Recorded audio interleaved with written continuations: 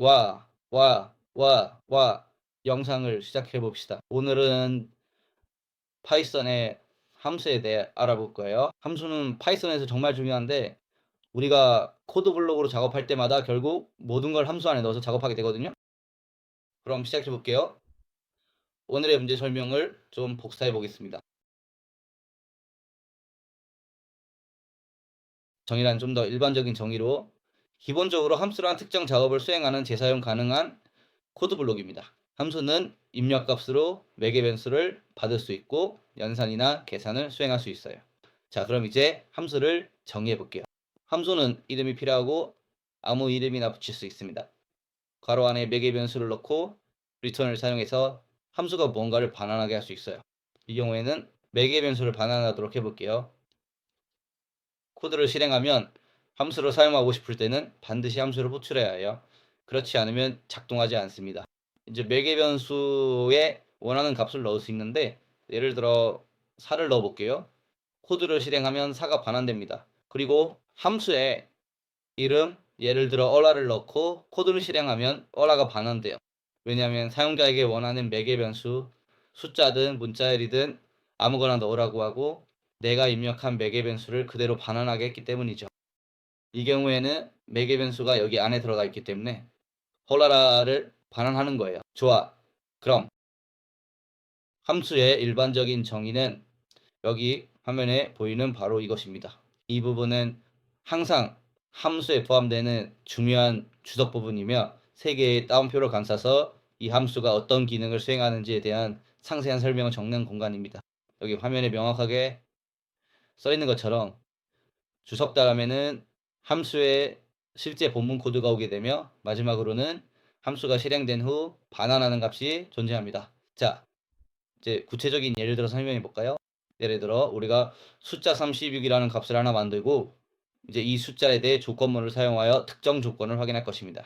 만약 이 숫자가 2로 깔끔하게 나눠 떨어지지 않고 동시에 0이 아니라면 우리는 화면에 숫자는 짝수가 아닙니다. 또는 숫자는 홀수입니다. 라고 명확하게 출력할 것입니다. 반대로 만약 이 조건에 해당하지 않는다면 즉 2로 나누어 떨어지거나 0이라면 숫자는 짝수입니다. 라고 출력할 것입니다. 이 기본적인 논리는 이미 여러분이 잘 알고 있는 내용일 것입니다. 기본적으로 우리는 숫자로 변수를 정의하고 이 변수가 짝수인지 홀수인지에 대한 조건을 이 코드 내에서 확인하는 과정을 거칩니다. 이 코드를 실제로 실행하게 되면 숫자 36은 명백하게 짝수라는 결과가 나옵니다. 왜냐하면 코드 실행 흐름이 이 특정 코드 블록 안으로 들어가서 이 해당 줄을 정확하게 실행했기 때문입니다. 따라서 이 else 부분은 완전히 무시되고 실행되지 않습니다. 그렇다면 이 모든 과정을 함수로 어떻게 효율적으로 작업할 수 있을까요? 아주 간단합니다. 그냥 기존의 코드를 다시 복사한 다음 적절하게 들여쓰기를 해주기만 하면 됩니다. 이해가 되셨나요? 자, 이제 들여쓰기를 해주고 여기 위에 이름을 붙여줄 거야. 그리고 기본적으로 하는 일이 숫자가 짝수인지 홀수인지 알려주는 함수를 만들 거야. 바로 함수로 넘겨서 더 빠르게 할 수 있도록 말이지. 여기서 누미로라는 매개 변수를 받고 콜론을 붙여서 함수를 정의하는 거야. 그러니까 내가 방금 만든 이 함수가 바로 그거야. 알겠지?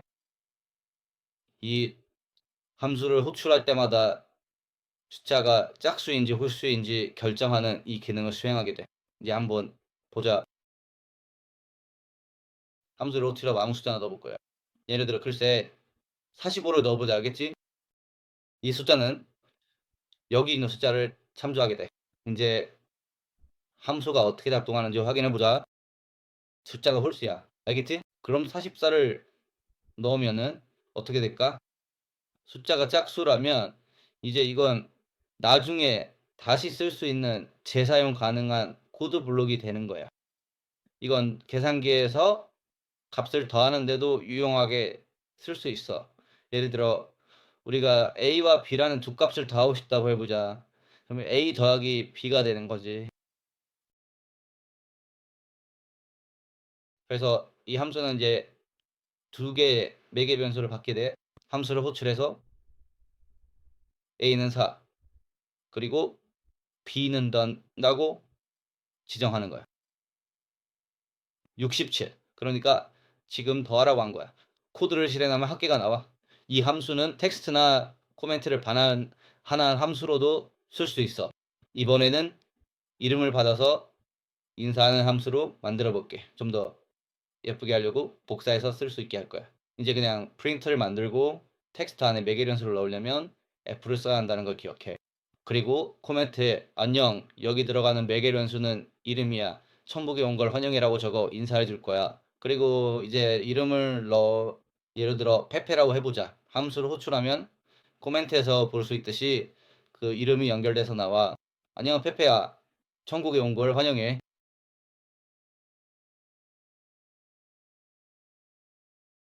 좋아. 함수는 출력하거나 인자를 넣는 데도 쓸 수 있어. 알겠지? 즉 미리 정의되어 있지 않은 값들도 넣을 수 있다는 거야. 그래서 그냥 숫자를 출력하는 함수를 만들고 싶어. 여기서는 이 곱셈 기호 별표를 써서 인자들을 받을 거야.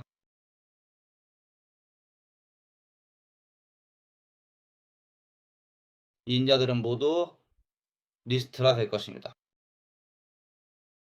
그리고 그 리스트에 대해 반복문을 돌릴 거야. for I in RGS처럼. 이 경우에는 그냥 RGS라고만 써도 돼. 인쇄. 그리고 그것을 항상 기억하세요. 그게 무엇이든 될 수 있으니까요. 이제 우리에게는 함수가 명확하게 정의되어 있고 이제 인수를 전달해야 하므로 여기서 인수란 정확히 무엇을 의미할까요? 글쎄요. 여러분은 정말 무엇이든 전달할 수 있고 그것을 특별히 정해야 할 필요도 전혀 없어요.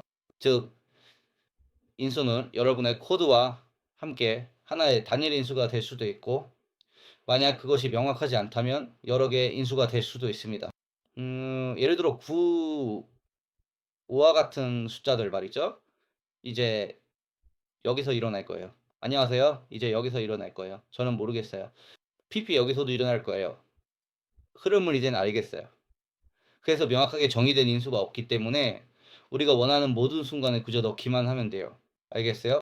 그리고 인수와 함께 이렇게 정의되었죠.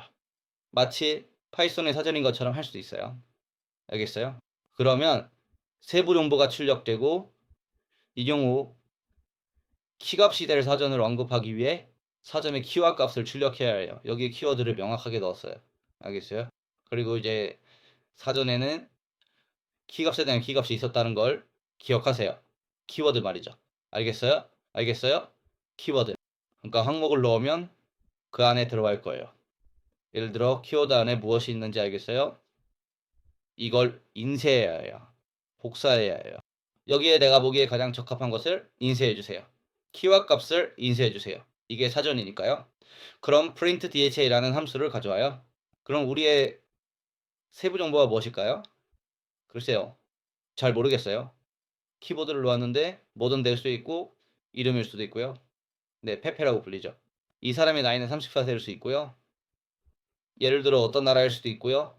저는 스페인을 모르고 직업일 수도 있고요. 데이터 과학자일 수도 있고요. 알겠어요? 그래서 이것이 우리에게 주는 것은 우리가 원하는 것을 자유롭게 전달할 수 있다는 것입니다. 얼마나 많은 매개 변수가 전달될지 확실하지 않기 때문입니다. 이 경우에는 사전이라는 것을 알고 있고 사용자가 나중에 입력하는 이 사전을 반복하고 싶습니다. 매개 변수의 개수를 정확히 모르기 때문입니다. 이 경우에는 매개 변수가 4개일 수도 있고 5개일 수도 있고 3개일 수도 있습니다. 우리는 정확한 개수를 모르지만 사전의 값키를 출력하고 싶다는 것을 분명히 알고 있습니다. 코드를 실행하면 실제로 첫 번째 키는 이름이고 값은 우리가 여기 정의한 사전에서의 페페입니다. 이 사전은 얼마든지 길어질 수 있습니다. 여기서 우리는 또 다른 중요한 함수를 만들어 볼 예정입니다. 이 함수는 이번 프로젝트에서 우리가 마지막으로 구현하게 될 핵심적인 기능인 온도 변환을 위한 함수입니다. 이 변환 함수는 매우 중요한 역할을 수행하게 될 것입니다. 기억하세요. 아무 이름이나 정하고 괄호를 열어서 이번에는 온도와 단위를 받도록 할 거예요. 이 함수는 특정 온도를 다른 단위로 변환하는 데 사용될 것입니다. 콜론을 써서 함수 본문을 정의하고 엔터를 칩니다. 이제 만약 입력된 단위가 그레이도스 섭씨라면 온도에 9.5를 곱하고 31을 더해서 최종적으로 변환된 값을 반환해 주세요. 이 공식은 섭씨 온도를 화씨 온도로 정확하게 변환하는 표준적인 방법입니다. 그렇지 않으면 즉 단위가 파렌하이트 화씨일 경우에는 입력된 온도에서 30일을 빼서 반환해 주세요. 이 과정은 화씨 온도를 섭씨 온도로 역변환하는 데 필요한 단계입니다. 만약 입력된 단위가 그레이더스나 Fahrenheit 둘 다 아니라면 함수는 아무것도 반환하지 않도록 합니다. 이는 유효하지 않은 입력에 대한 처리며 반복문을 닫기 위한 중요한 부분입니다. 자, 이제 코드를 내려가서 우리가 정의한 함수에 도달했고, 이제 이 함수를 사용하여 온도를 섭씨나 화씨로 변환해 볼게요. 예를 들어 30이라는 온도값과 단위가 그레이더스라고 입력하면 함수를 실행했을 때 결과로 80이 나옵니다. 저로서는 이 86이라는 숫자가 어떤 의미인지 정확히 이해하기는 어렵지만 어쨌든 이 함수는 이렇게 정확하게 동작합니다. 화씨로의 변환도 마찬가지로 정확하게 동작합니다. 이 함수는 사용자가 원하는 온도를 입력하여 다른 단위로 손쉽게 변환할 수 있도록 설계된 매우 유용한 함수입니다. 조건에 따라 36도와 같은 다른 온도값도 변환할 수 있으며 마찬가지로 화씨 변환도 완벽하게 잘 동작합니다. 이 예시는 함수가 어떻게 정의되고 어떻게 매개 변수를 받아들이며 조건문을 통해 어떻게 다양한 상황에 따라 다른 결과를 반환하는지 조금 더 자세히 보여주기 위한 것이었습니다. 그리고 이 내용은 우리가 마스터 데이터 사이언스 과정에서 데이터를 시각화하기 위해 그래프를 만들거나 복잡한 데이터를 효율적으로 변환할 때 함수를 사용하게 되면 훨씬 더 큰 가치를 지니게 될 거예요. 실제로 저도 그때 함수의 진정한 가치와 유용성을 많이 느끼고 깨달았거든요. 함수는 코드의 재사용성을 높이고 복잡한 작업을 모듈화하여 관리하기 쉽게 만들어주는 핵심적인 프로그래밍 개념입니다. 지금은 단순히 함수로 무엇을 할 수 있는지 알아보는 일종의 연습일 뿐이에요. 하지만 이게 파이썬의 일반적인 강의이기 때문에 이런 내용들을 꼭 알려드려야 됩니다. 오늘 영상은 여기까지고 여러분이 재밌게 보셨길 바랍니다.